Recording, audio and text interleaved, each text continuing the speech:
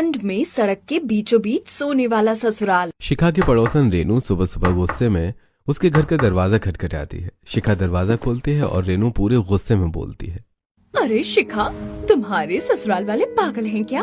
अरे कहाँ से पकड़ कर लाई हो उन्हें? इतने जिद्दी लोग मैंने आज तक नहीं देखे हैं। क्या हो गया? आप इतना भड़क क्यों रही हैं रेनू जी? इतनी ठंड में इतना ज्यादा गर्म क्यों हो रही हैं? तो और क्या करूं?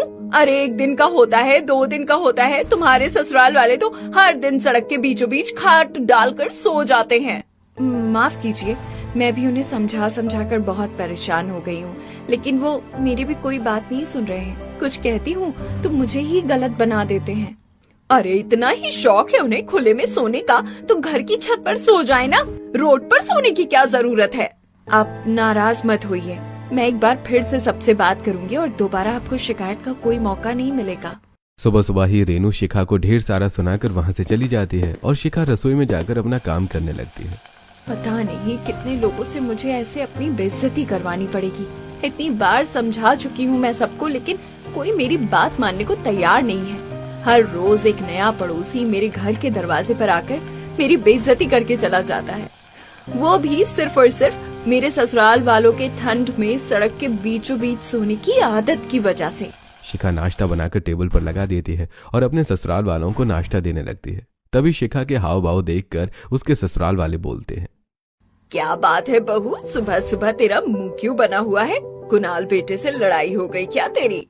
हाँ बहू, जब से तू हमें नाश्ता परोस रही है मैं देख रहा हूँ, तू हम सबको बहुत ज्यादा घूर घूर कर देख रही है। सब कुछ ठीक ठाक तो है ना?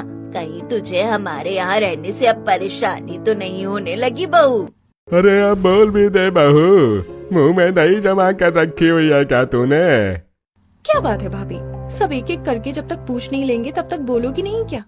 अरे बात तो आप सब लोगों को पता है, फिर रोज रोज मैं आप लोगों को क्या बोलूं? जब आप लोग जानते हैं कि आपके सड़क के बीचों बीच सोने की वजह से लोगों को दिक्कत हो रही है, तो आप लोग मेरी बात मान क्यों नहीं रहे हैं?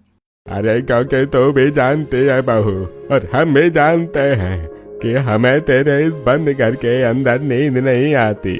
और नहीं तो क्या, अरे हम हैं गांव के खुले घरों में रहने वाले लोग। तुम्हारे इस छोटे से बंद घर में हमारा दम घुटता है, और छत भी इतनी बड़ी नहीं है कि हम छत पर ही जाकर सो जाएं।